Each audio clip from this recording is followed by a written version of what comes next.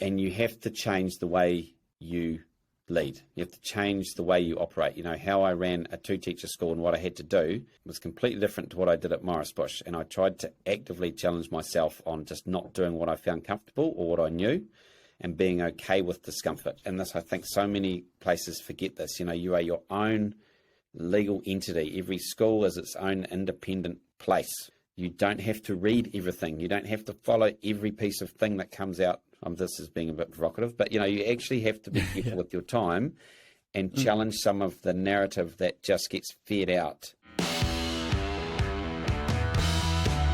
The Better Mindset Podcast. Welcome to the Better Mindset Podcast, episode 6. I'm Mark Herring. I'm Bex Rose. Conversations about leadership, learning, and educational technologies. On today's episode, Bex, we've got a super easy way to grow your team culture through paying attention to people's work love languages. That was a great conversation.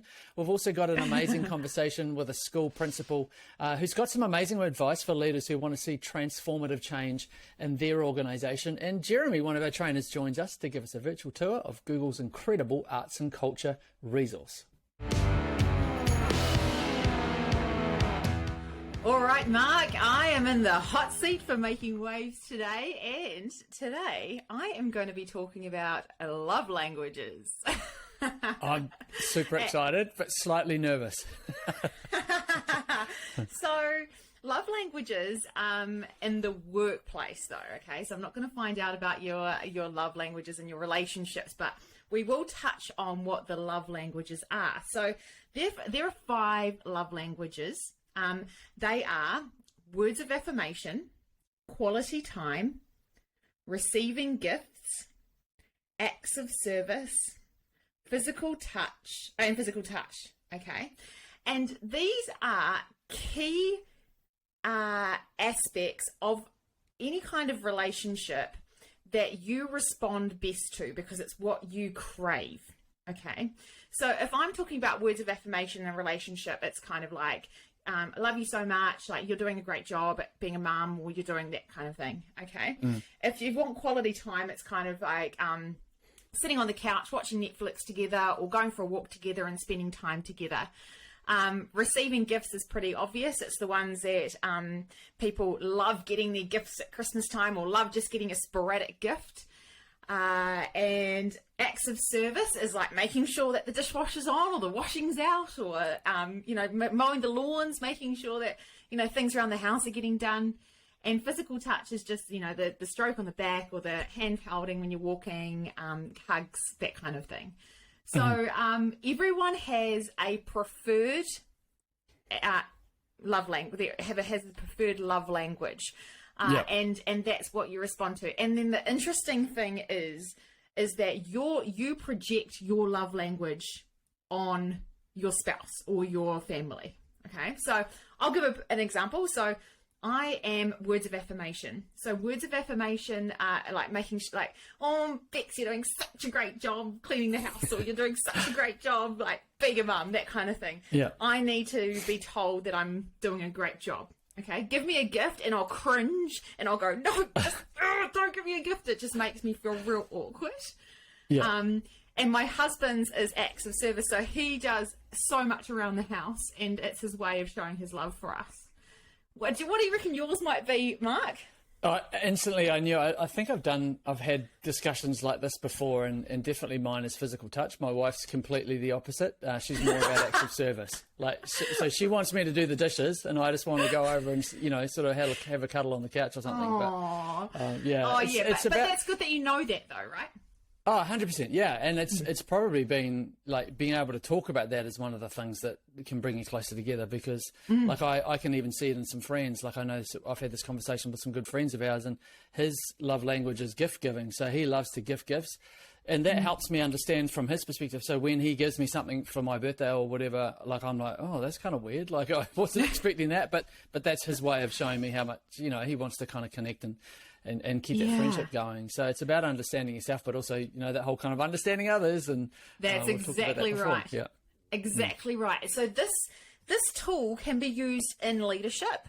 It can be used within teams, because when you know people in your team, what their love languages are, that's when you really start showing some authentic well-being for them, right?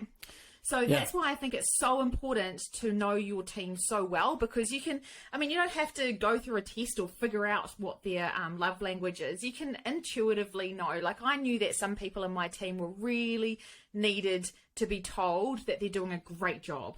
Okay, so I knew that I made sure that they did that. But what I'm going to get into now is ways in the workplace that you can show each love language, because as a leader, you may have to adapt your leadership style. Like you might not, this might not resonate for you to do this, but as a leader, you need to know your team and you need to know how to appreciate them or show your appreciation.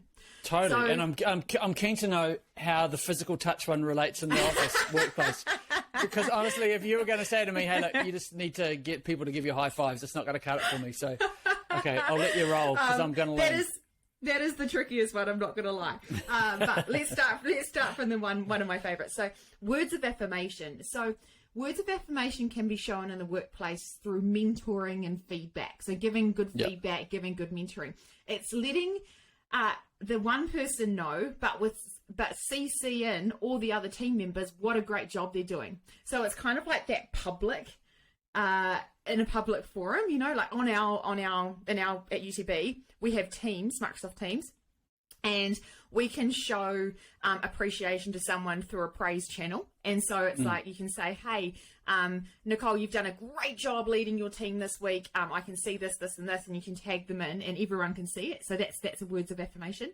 And so that's also workplace appreciation in a public setting. So that could be on Teams, it could be via email, but it could also be at a meeting, So we used to have like this part of our PLD meetings or our admin meetings at school where, just like an appreciation part, like if someone's done something really good for you that week and really nice and kind and thought of you, that's when you kind of say it. And then if you're that kind of person that loves that kind of thing, make a smile file on your computer.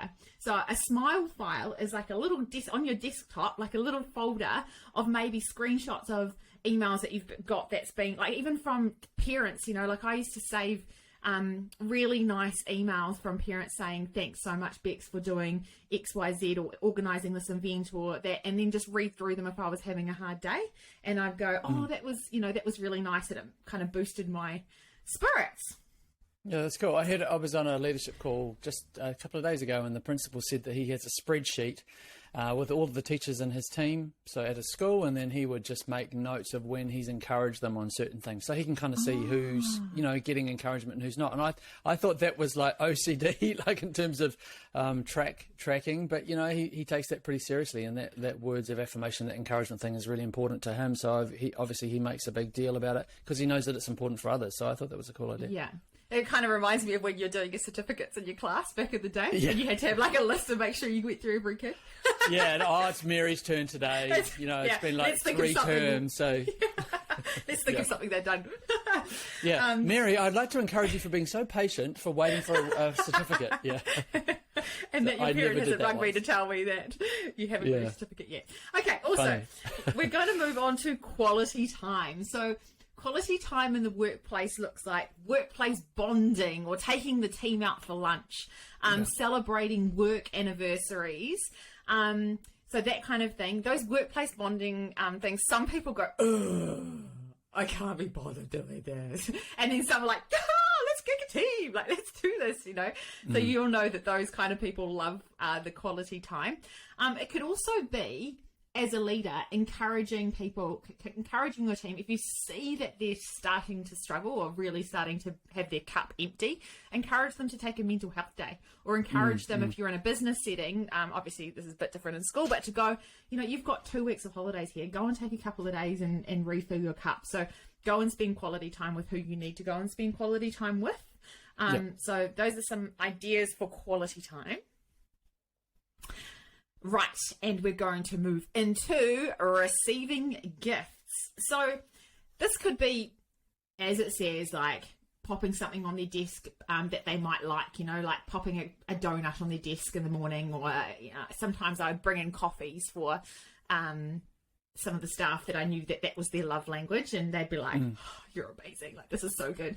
Some would be like, this is awkward, I'd already had 2 coffees this morning, you know, but but that's but it could also look like this. It could also look like giving someone a new opportunity or a challenge.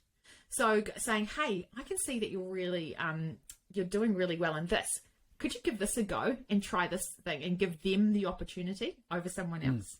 Like a professional learning day or some kind of a course or something, maybe? Yeah, that's a good idea. Yeah, something like that. So, yeah, I was thinking like, you know, if there was an event coming up and, yeah, and I don't know, there was, yes, a professional development event, or there was like a coal event or something, and taking them along, and that would feel like a receiving gifts type thing.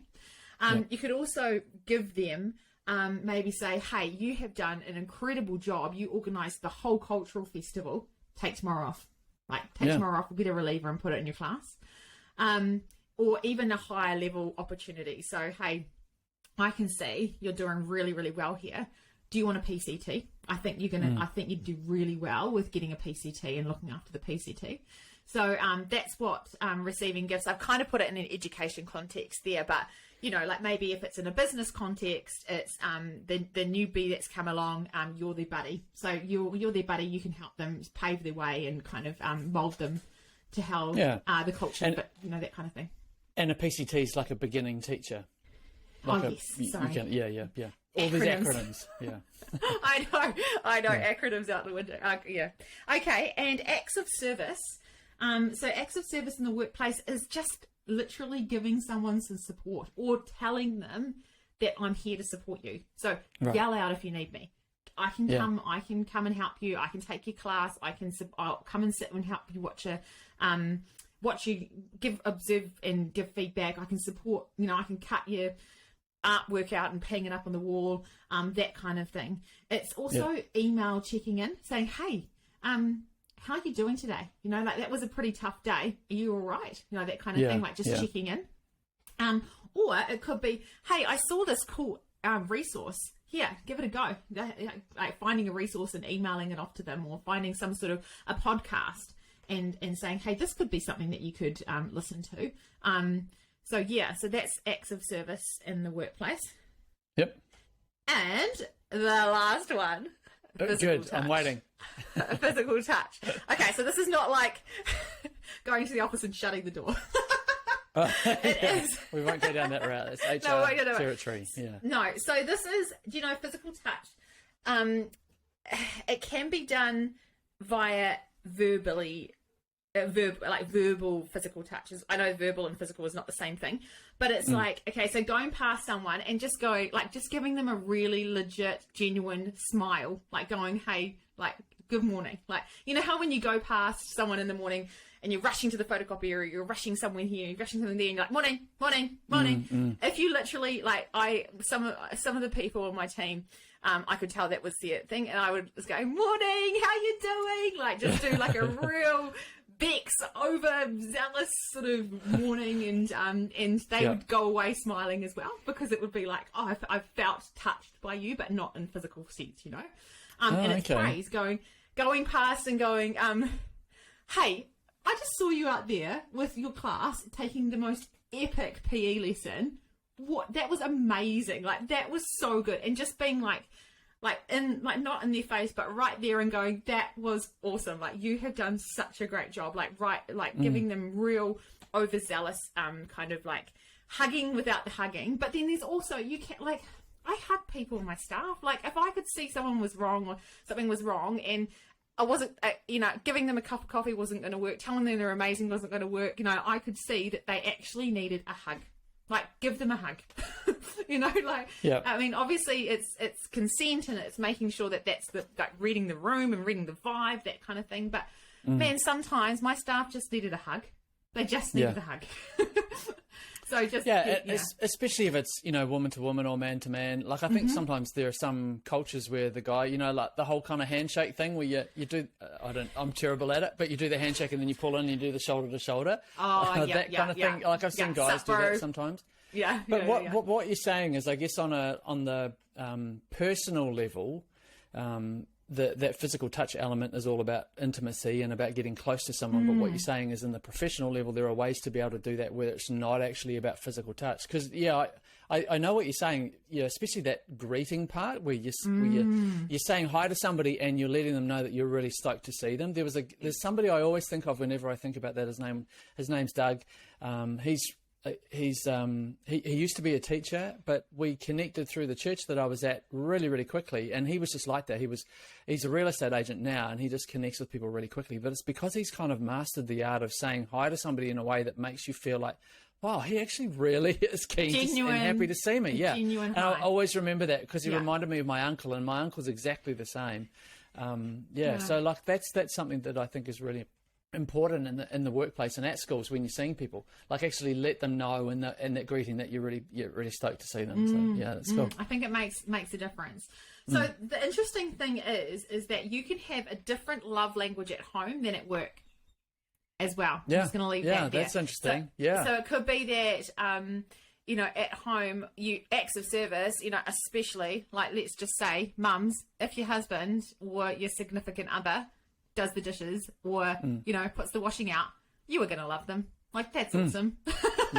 Yeah. But if you it may not be the same at school, because it's like, actually that's your job, like that's what you have to do. So it might not be the same. I think for me, I still very much love words of affirmation, but I think it's a lot deeper than that for me, because I think I've always felt like I've had imposter syndrome. So if someone tells me that I'm doing a good job, I'm like, oh, thank goodness, maybe I am doing something all right, which is a whole other podcast. That's a whole other podcast. I think we can all relate to that for sure. Yeah. But we can actually do one on imposter syndrome. So yeah, and it can also change over time. It depends where you are where you are in your life. Things, back when you're 13 and a boy gives you a gift, you'd be like, oh my gosh, that's amazing, but that might not be the same later on in life. So it is, they can change. But my challenge to you is to think about what your love language may be. There are little tests and stuff online. If you're a bit confused, you can kind of go over 2 as well. So you can go and test yourself, but have a think about, if you're in leadership, what your team craves, and then kind of like slot that into a love language type box, and how you can really show your appreciation to your staff. Because when you show appreciation to your staff, wow, what a culture shock. Like, that is where culture begins and where it can end. Like, that is where you need to be. You need to be showing appreciation to your staff. I know sometimes that's not natural for a lot of people, but when you do, it just makes all the difference. I've been in staff rooms that do not have that, and then some that do, and it's the hum, the buzz. You get more work done because people love their job. Like, it's just a no-brainer. Yeah, that's so good. Oh, huge challenge for the year. And that could be something that if a leader puts in place, or even if you're not in leadership in the school, if you have that conversation with the people that are leading you, they could make a big difference for your staff culture. So thanks, Bex. That's fantastic. Yeah. Well, very excited for our guest to the show today, Bex, because we've got Tim. Hey, Tim. Hey, Mark. Hey, Bex. Hey. I just want to give a little bit of clarity too, and the reason why I'm so excited. We're going to dive into a conversation about leadership and what makes strong leadership and not management. That's really the theme that I'd love to draw out of you from you today and have a conversation about. But one of the things that I am also excited about is on twofold. So you and I have known each other for quite a while. You were the third principal that I worked with as the DP, working with you. And I often talk to people about how in the school that we were at in Southland, I know you've moved up to the North Island now, but in Southland, we were part of a team of 3, and I often think of us as the dynamic duo or trio. No, what's the triple version of that? Something like that. Trio. I obviously haven't planned that part of this introduction. But you were the principal, I was the DP, and there were 2 DPs, and the 3 of us just worked so well. And one of the things that I've often said to people about your leadership and my experience with you was how enabling you were, in a really good way, not in a bad way. I was one of those teachers who obviously was, trying to be and just had a real bent towards being innovative. And you were one of those people that I really felt like I could go to and be nurtured and encouraged and supported. And I felt like I thrived in that environment because of the leadership that you brought to that table. I don't think Tim ever said no to me. And if he did, Bex, there was some very good reasons behind it. But wow. The other... Pretty good raps, right? The other thing that I'm excited for us to discuss today is around, I know we're going to talk about the why and some of the reasons why you were able to make this change, but just to paint a picture of the school that you're in at the moment, UTB has worked with your school in Taupo for a number of years, about nearly 5 years now. I think we've been in and out of professional learning with you. And just to paint a picture for people who haven't been there or haven't heard of Waipahihi School, when you go into the school, Bex, there is a feeling and a vibe in the school that is quite different to most other schools that you go to. And the way that I can describe it best is, at the end of a school term, or mostly at the end of a school year, when everybody's kind of like, it's like you've packed up, you've done your hard mahi, and everybody's just still excited to be there, looking forward to the holidays, but there's a real nice sort of buzz and a vibe, and there's lots of kids everywhere. So at any time in the day, on any particular day, Monday to Friday, they correct me if I'm wrong, Tim, if it's changed, but you don't have any bell times, you don't have any sort of scheduled breaks where the kids have to go to a break or whatever. So you can look out a window and you'll see kids jumping on scooters over half pipes. You'll have kids up trees, going for walks with teachers to the bush. There's a lot of unstructured learning, but equally at the same time, you can go into a classroom and you'll see a teacher working with some students who are just totally wrapped and absolved around what they're doing, and some really rigorous learning at the same time. So it's kind of got this amazing, relaxed, natural feel, but it's also got that element of rigor to it. So it's a wonderful vibe, wonderful culture, and I just always love the times when I've walked in the gate. I feel like I've kind of, there's like a breath of fresh air in terms of what education can look like. And that's not to, disparage a lot of other schools who are very structured and have bell times, but I think that's the culture that you've developed, and I know that you've been on a journey. And I think maybe we could start with that, Tim, if you could describe, the journey that you went from a structured, because I know that was what it was like when you went there. It was very traditional, structured, very, very high performing school, but now it's got a very different vibe and a very different way of doing things. Tell us about that journey of where you started to where you're at to now. Wow, how long have we got, Mark? Not too long. Yeah. Look, I'll try and keep it succinct. Like all principal applications, sometimes you apply for a job thinking thinking that you know what you're going to walk into, and then perhaps after a few weeks finding it a little bit different. It's a very unique leadership role in the fact that you just have to walk in and pick up what's there, and you do have to run with it, and you do have to learn fast about what's going on. This was a traditionally very successful school, in terms of, it was back in the day of the height of national standards when I came here in 2015, and it had some very high success rates in its student achievement, and was really proud of what it had done. And it had a really strong foundation there of some core practice, but probably the biggest thing, and I didn't realise it was a big aggravation, if that's the right word, was that I had been employed and talked to a vision throughout my interview process. The board had flown down and which I thought was really unique as well, flown all the way to Invercargill and came to Morris Bush and actually walked the walk for a day with me there and talked to people on the ground, which I've never seen a lot of that happen in an appointment process before or after. But what I came to, the vision I talked to was not what people thought it was here. And, sorry about that. And so that was the first big thing, was actually, one, talking about what is the vision of our place, who are we, what in terms of learning, what does that look like as a learning vision? And the other big thing was, what does leadership look like in our school? They are the two big questions that caused the most aggravation, confrontation, agitation in the first term. Unwittingly, I unearthed Pandora's box of because I challenged, you straight away, I think, challenged people's beliefs and values and feelings, I suppose, around what they're passionate about and what that's connected to. And when you're trying to draw it to a connected point, when it's perhaps been a little bit disjointed, that can be really hard for people. That was the... So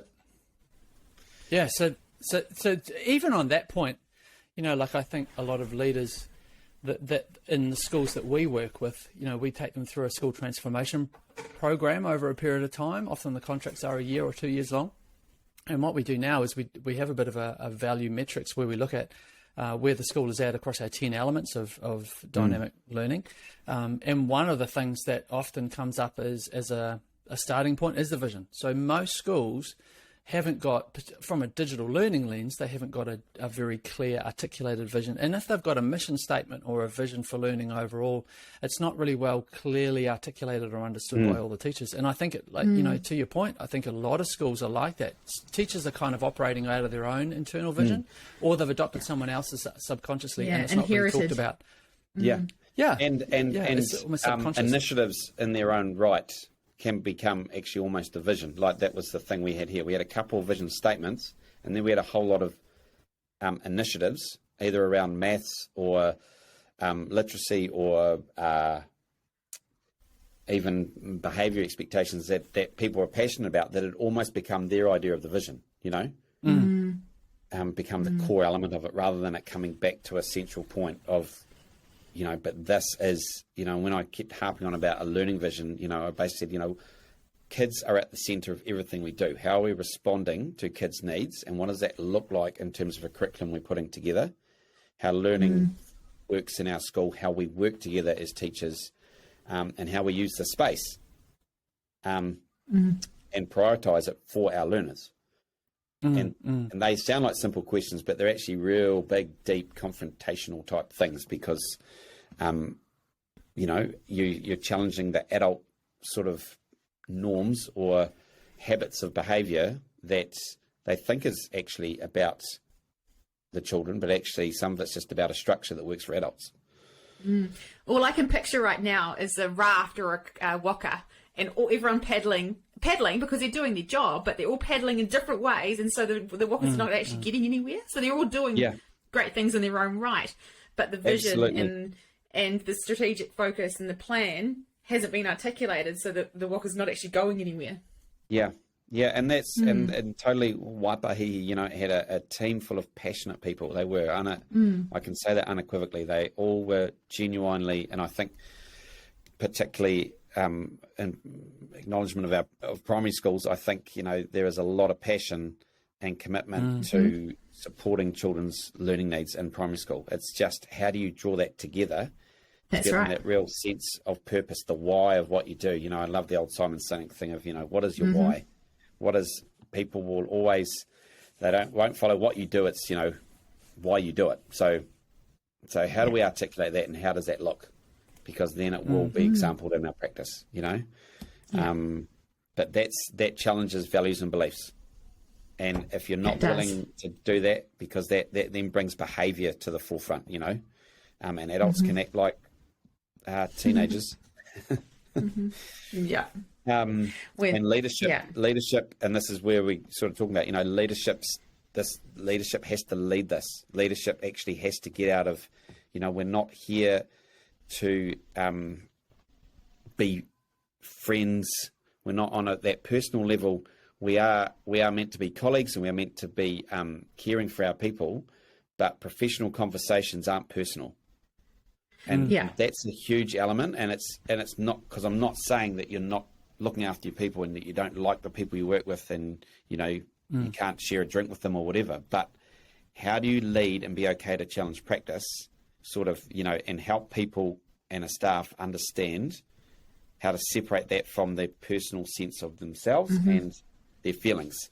And that takes time. And that's been massive, part of our... courageous That's massive. Courageous leadership. Yeah. courageous leadership, courageous conversations, which we talk about lots in our certified leadership program, about courageous conversations. And they're never easy and they're never fun. It's not not going out there to try and hurt anyone's feelings, but to gain that clarity and to gain that traction and momentum, you have to get everyone on the same page, and that you have to have a courageous conversation to get to that point. I remember reading, we once did on a day with Tony Birkin from Interlead, actually, where he talked about the lag time. You can tell that the health of an organisation, the professional sort of health of an organisation, by the lag time of identifying a problem, in terms of between people or between what you want to happen, what is happening, and how long it takes you to do something about it. And the places that have good professional cultures that are able to have those brave, and we just call them honest conversations. They're actually not brave anymore. They're just being honest. But it's actually having a culture where you can just be honest, and it's not personal. It's like, I'm not attacking you personally, but there's something we have to talk about. And if you can't do that within a very short timeline of knowing there's a problem, then that actually you're too worried about the socialization sort of stuff. You're stuck in he used to call it the love fest. Well, it's a nice balance to what we've talked about today in making waves with love languages in the workplace, Bex. But to be pretty brutally frank, I've come to realize that it's one of my missions in life to encourage school leadership teams particularly, but obviously the school leader, to start taking some courageous steps. Not just in courageous conversations, but courageous steps. Because if you put yourself in the shoes of most school leaders, and we've all been in that place, whether at a DP or a leadership space, you've got a lot on your plate. We've just gone through COVID, so we're AC, they call it, after COVID. In the New Zealand context, if you're aware of what's happening, we've got Auckland with the flooding. We've had major floods. School, principals have got a lot of things on their plate, whether it's, having to replace the carpets or, talking about what you can do to be able to get relievers, because I'm really struggling with my staff. And I think one of the things that I admire about you, and one of the things I'd love to drill down into, is the types of things that leaders can do to be in a place, a headspace place, but also in a team place, to be able to take those courageous steps and have those courageous conversations while managing all of the day-to-day that I have to do. What are some of the key things that leaders can do to make sure that they're in that leadership space as well as doing a good job at the management space? Because one of them, you can't have one without the other. They both have to work sort of like an oar on a boat. You have to row both at the same time. But most of the leaders I'm talking to are stuck in management. It's like they're finding it difficult. Either they're saying, there's too many buts. I don't have the team, or you don't know my community, or I heard one say, I don't actually make any changes to my school unless I see other people do them 10 years down the track, and then I'll see what they did wrong, and then I'll move. That might be just their personality style. What are the things that you see as key to be able to make sure that you can lead? Yeah, probably. And having, this is the third school I've been principal of, went from a 2-teacher school to an 8-teacher school to a 18-teacher school. So, and you have to change the way you lead. You have to change the way you operate. How I ran a 2-teacher school and what I had to do was completely different to what I did at Morris Bush. And I tried to actively challenge myself on just not doing what I found comfortable or what I knew, and being okay with discomfort, and being okay with also being a leader. So when I came to this school, actually having you are, and this, I think so many places forget this, you are your own legal entity. Every school is its own independent place. Our boards are independent. You are not employed or run by the Ministry of Education. You can be brave, and you don't have to read everything. You don't have to follow every piece of thing that comes out. This is being a bit provocative, but you actually have to be careful with your time and challenge some of the narrative that just gets fed out to you, and go, does that work for our place? And how will we, and what is important for our place at this time?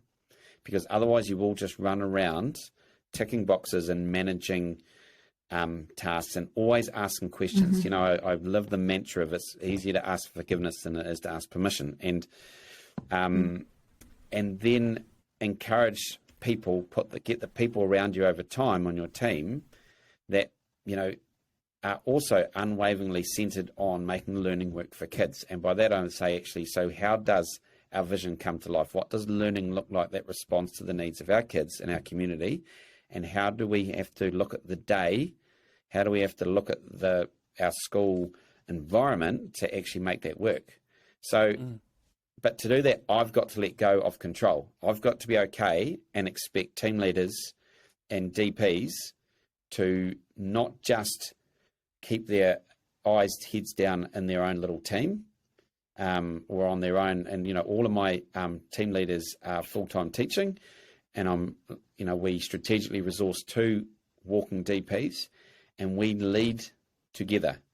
We collaborate, we mirror what we expect our teams to do. Our teams are all collaborative teaching teams in an old school environment, built in the 1960s right through to the early 2000s. Nothing looks like a brand new, beautiful school, but we make collaborative teaching as a core part of the way we do what we do. And everybody knows that they have a responsibility to be able to articulate and own how we make learning work for kids. And that's what made it easy when we came back, because I've heard it heaps. I heard it talked about, we need brave and courageous leaders, that challenge the traditional structures of how school operates. Because basically you can walk into most schools and you and I could go back to primary school and it would feel like what it was when we were there, in terms of the day, the bell, the playtime, the lunchtime, the desks and groups, whatever it is. Like, how have we changed? The world is changing and it's exponentially changing. And my kids were at high school, were right in the middle of this feeling. If we don't do something, and actually people will actually be okay to be brave and challenge the status quo, then we're stuck in a moment we can't get out of. Good old U2, what a song. You're showing your age there. Yeah, I know. You're another generation, Beck. Sorry, I apologise for that. I'll fill you in later. They're an old band. Good song. No, I am really interested because I'm on a board of a high school at the moment that has bucked the trend.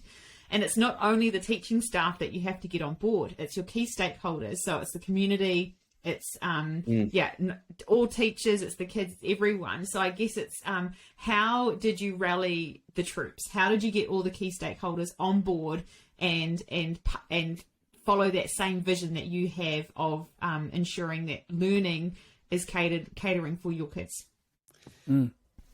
That's a good question, and this is where I think this is why it is easier sometimes for people to stay in the lane, because if you're going to be brave and courageous, like we spent probably 18 months to 2 years working on revisioning the vision way back from October 2015 when I started, right through to the end of probably 2017.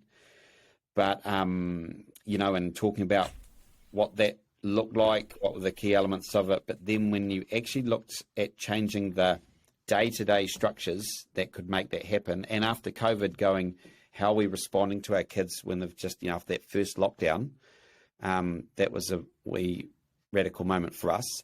We actually had to be okay with challenging some of our community's perceived thinking of what learning looked like. And we learned that by oversharing information, we actually made it more challenging for us, because unless they wanted to really engage and think deeply about it, it just alarmed them. And yet, rather than assuring them. So we have actually, we've had our people who haven't bought into it, and we've had to stay true. And this is where also, because you're a professional. So if you're a professional body, sometimes, and primary schools, I think over time have become too much feeling like they have to. We can only do it if our community say so. Well, actually, they're not the professional. Your doctor doesn't say, "Can I treat you this way? Are you okay?" Because I'm not going to do. I'll actually just change my whole opinion and how I'm going to treat you just because you're telling me I should. And we don't because do I've done some research on the internet. That's right. So we've had to be brave, and we've had to weather the storm. Mark was part of we had a big summit day that was a beautiful whole day of, Kahuiako lead principal leads some of the conversations, some of the cross-school leads. We talked about innovative practice and collaboration. We talked about how we're trying to be responsive to learners. And that night in some of the workshops, some of our teachers got absolutely nailed by, some people. And that there were tears at the end of that. And we had to stay, and luckily we had a culture by then of, we united, we stayed strong. And we went, yep, we're going to have to be okay. If this is not for them, they've got a choice. It's fine. We didn't flip-flop and fold on our principles that we believed were bringing our vision, which our community had agreed to life. Because as the professionals, as the practitioners, you've got to be okay to that. But a staff will only do that if there's a leader and a leadership team that are prepared to weather some of that storm. And it was pretty hard.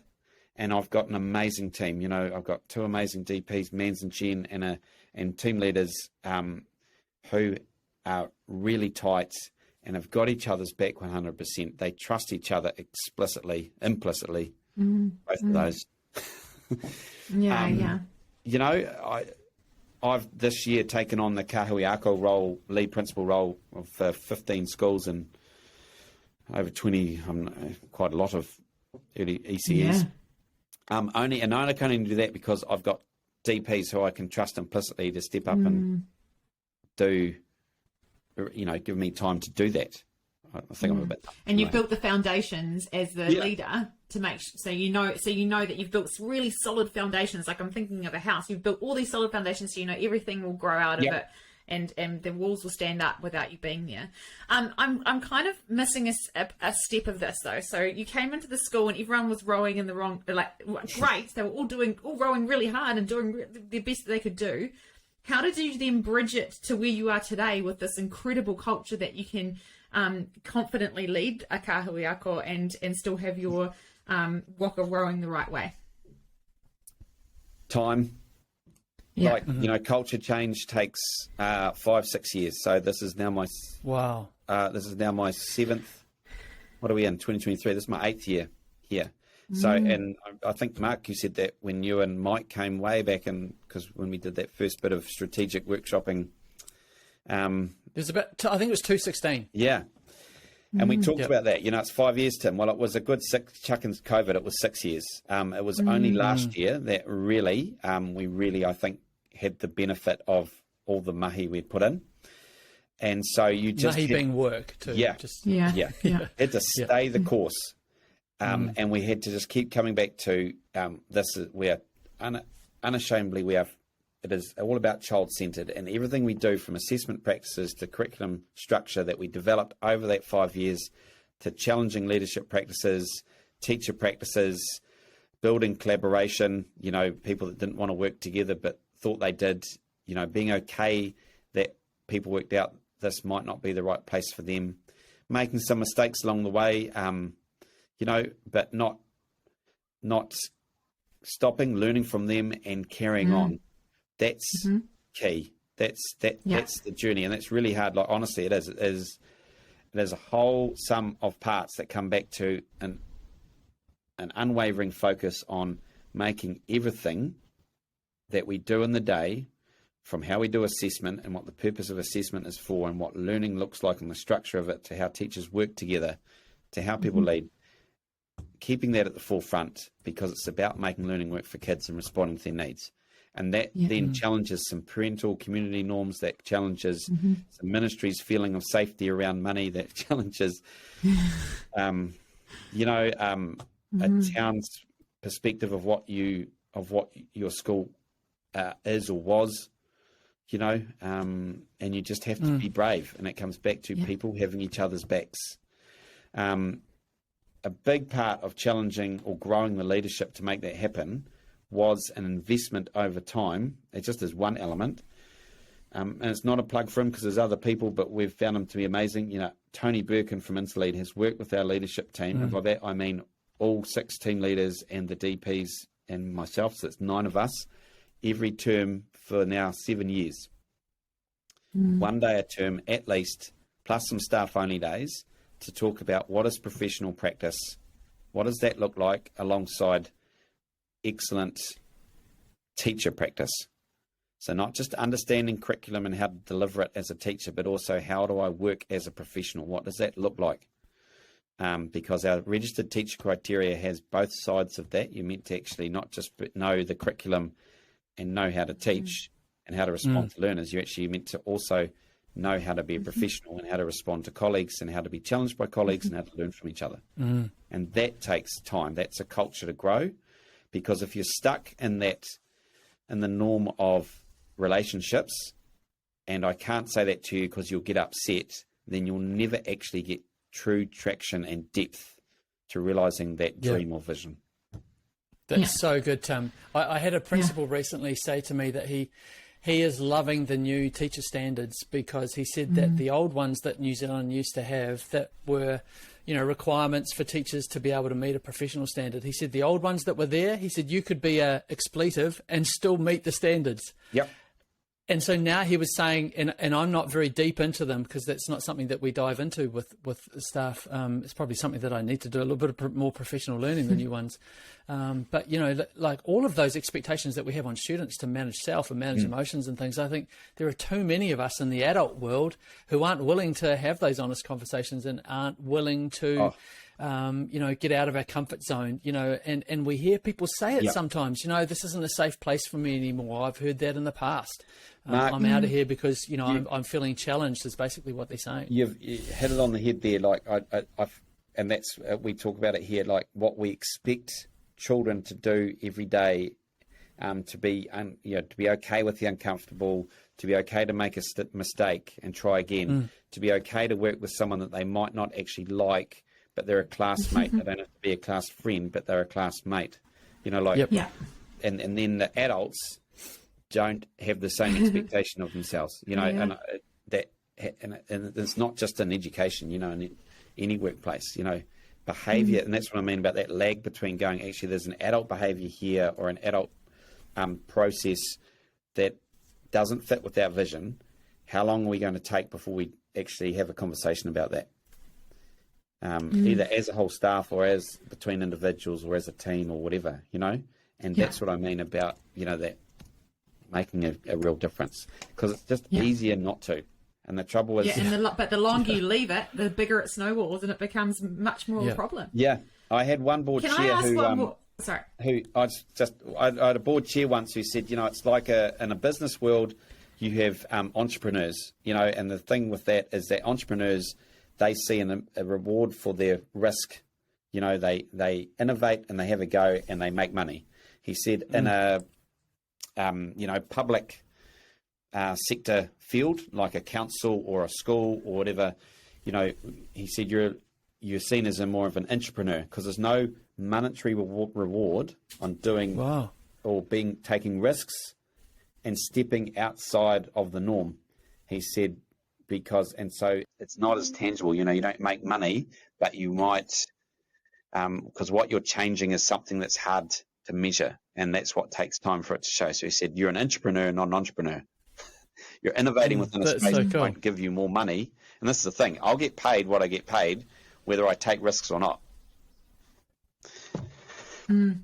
That's so good. Bex, you were going to ask one. Yeah, I just had one last question, and it's something that I guess I'm seeing a lot lately. I talk to lots of principals in my role, and what you have all had to deal with over the last couple of years, and then the Auckland principals, another round of it now. There is a lot of stress, a lot of challenges. How do you keep your cup full? How do you look after yourself so that you can lead from a full cup and not an empty cup? Yeah, that's probably been the biggest challenge over the 7 years. There's certainly been moments early on and at different points in any year where I was not sure if I had much more left in the tank. I hit my Jacinda moment, Yeah. And you're not the only one. This is why I'm asking. Like, I get this all the time. Like, so many people, so many principals, you've just had a hard time. Yeah. And we're sitting with no contract at the moment. It's hard to feel really. We've weathered a storm of 3 years. Like last year was a absolute. That was the biggest challenge of all, to be honest. And we're sitting without a collective that's been settled. We're sitting, everyone's going backwards, and primary schools, I think, are challenged in the way they're resourced. And so I suppose for me, I've made a real conscious effort after the first couple of years when I was doing way too much to actually just stop and try and go home and turn everything off. And by that I mean there's no notifications on my phone. When I get home, nothing dings at me, nothing pings at me. Unless I pick it up and choose to look at it, I'm not getting work interrupting me at home. Same, my laptop goes home. I remember when I first started teaching lots of years ago, someone said, always take a bag home because it'll, whether you're going to do anything with it or not, it just looks like you're. So it goes home with me, and it goes under the desk in the corner, and it sits there. I don't, I try very hard not to pull it out at night. I try and take the time to actually unwind and then do something for myself and with my family. Because no one, this job will be here when I'm gone. No one will thank me for breaking myself. And that's where I do respect, to be honest, our Jacinda, when you hit the moment of this is enough, be okay with that of, even that's a challenge for people, taking the risk of change. Ooh. Yeah, that's so good. Well, if you know, if anybody knows you, Tim, and has been round to your house like I have a few times, I know that you're keen for a craft beer after work. So that's really cool. Great question to end on, Bex. I think that's something that's super important. And so there's some really key takeaways there that I think we'll touch on before the end of the podcast. Quick little plug for our Future Now Summit. If you're in the New Zealand or particularly the Auckland space in the North Island, we've got that happening at the end of April. We've put on a couple of days, or 3 days actually, 2.5 days, of some key leadership concepts where we're going to look at the disruption of what's happening in education and what you can do about it to manage that change effectively. And Tim, the plug here is that you're going to be coming along with your team. So we're really excited to have your whole team. There's about nine key leaders going to be sharing briefly with a quick little Q&A as a little showcase of what our school can do and what's happening out there for people to be able to get into breakout rooms. So check out our website for that. We've got tickets on sale now.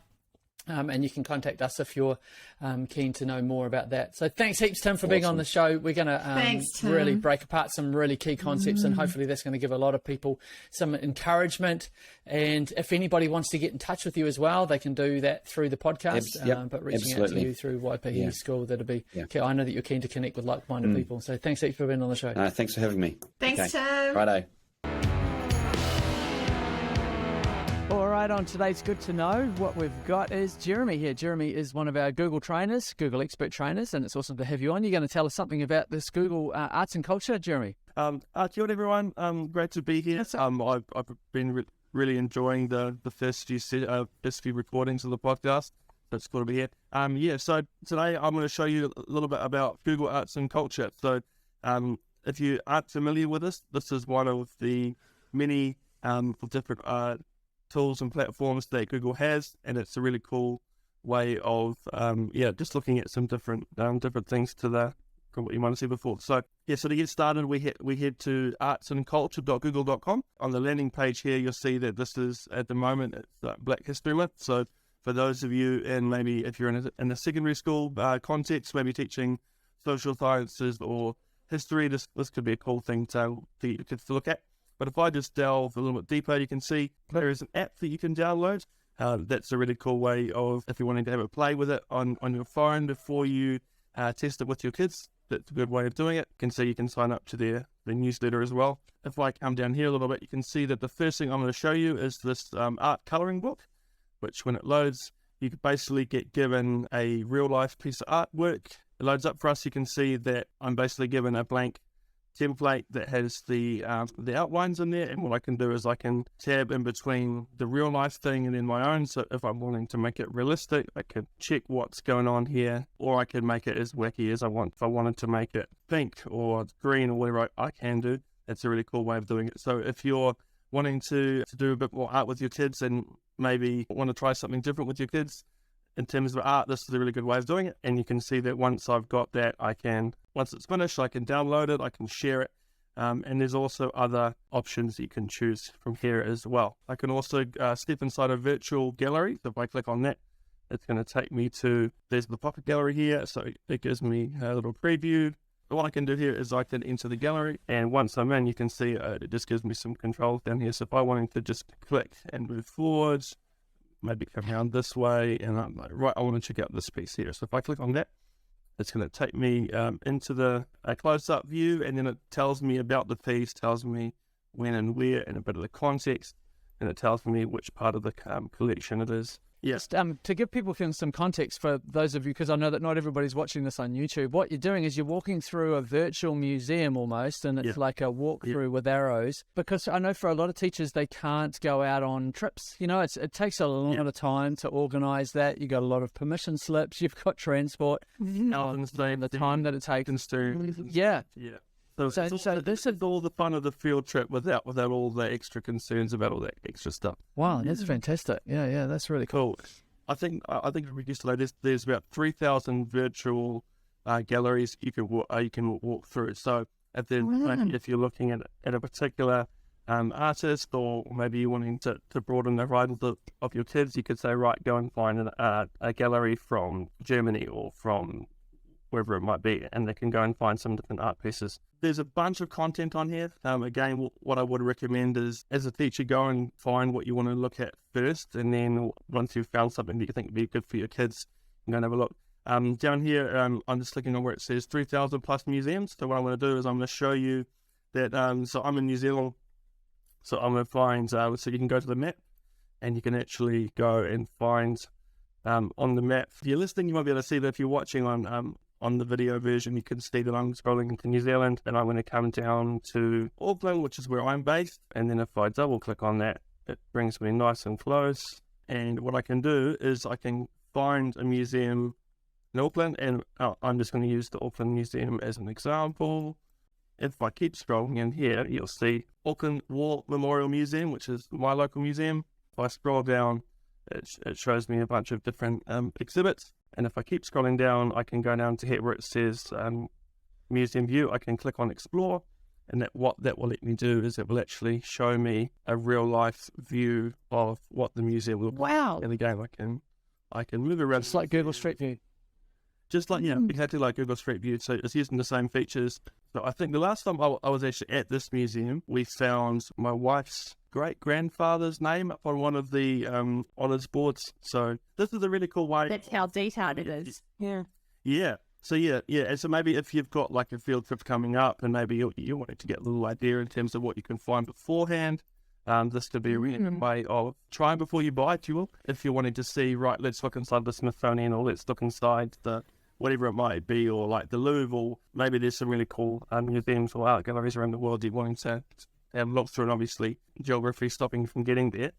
This can be a really cool way of doing it. But yeah, arts and culture's got stuff on it. Yeah, you can spend hours, as I would suggest. Obviously, because it's not specifically designed for executive education in mind, like a lot of the other Google tools. It's not something I would recommend just clicking the link to your kids and saying, right, go for gold, which is obviously with art and culture. Sometimes things aren't necessarily specifically for a kid audience. So maybe just user discretion would be beneficial. But yeah, there's tons of stuff. One quick little reflection, Jeremy. One of the things I find funny about this is that whenever you're showing students, and I've been in classrooms, and you show teachers and students Google Maps and how you can go in Street View, what's the very first thing you can do? Because bearing in mind, you've where's my house? Anywhere in the world, and you did exactly this. You can go anywhere in the world. Where do they go? Where's my house? Oh, where's the KFC or the McDonald's around the corner? You know, so you've gone to the one. You've gone to the museum that's like nearest to you, but you can closest to me. Encourage people to go all the way, like you said, to go to Paris, or you can go to Washington DC and go to the museum there. Yeah, that's amazing. Yeah.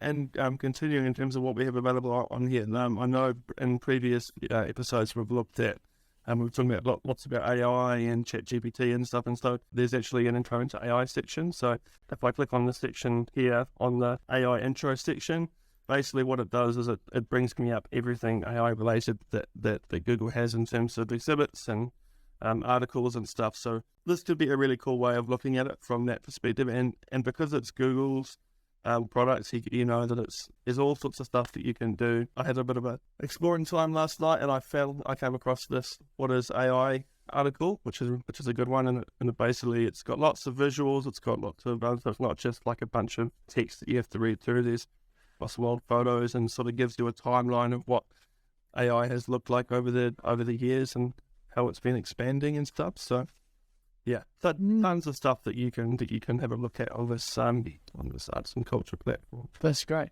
So from a teacher lens, it might not be something that every teacher in your school is aware of and will go to regularly, but I know that there are usually one or two teachers in most schools or in a syndicate who have that kind of finger on the pulse with resources like this. So if you're doing some inquiry planning or some planning for the year, or you're looking at, social sciences lessons, this can be the kind of thing that that you've bookmarked on a list of tools to go to or cool resources, and you can find something on here to share with the rest of your staff or the rest of your team, can't you? It's sort of adding to the kidney of resources that you can go to in a virtual way, which is amazing. Really cool to see something new to inspire and innovate the new learning experiences in classrooms. Yeah, fantastic. Awesome. Thanks, team. All right, Vix, episode 6, tell us what your thoughts are. Well, I thought it was great hearing from Tim today, and made me reflect. It takes a really courageous leader to change the landscape of a school, and I think Absolutely. Tim has done it in a really clear and concise way, and making sure the mana or the prestige of the staff are still intact. So I just love that conversation. New tools are always something so awesome. New tools are always awesome to introduce into a classroom. So go and have a look at Google Arts and Culture, and I do hope the 5 love languages resonated with you, and you kind of picked out which one yours was, and have reflected on how these can really enhance the culture of your organization.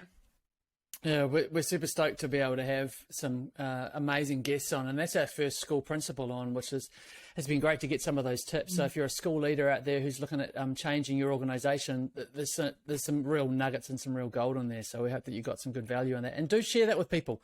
There's a share button with the podcast. We'd love for this to be able to get out there. Obviously, this is a brand new podcast. This is episode 6. And we'd love to grow our community in conversation with you. So share that with people who might get some value and haven't heard about us yet.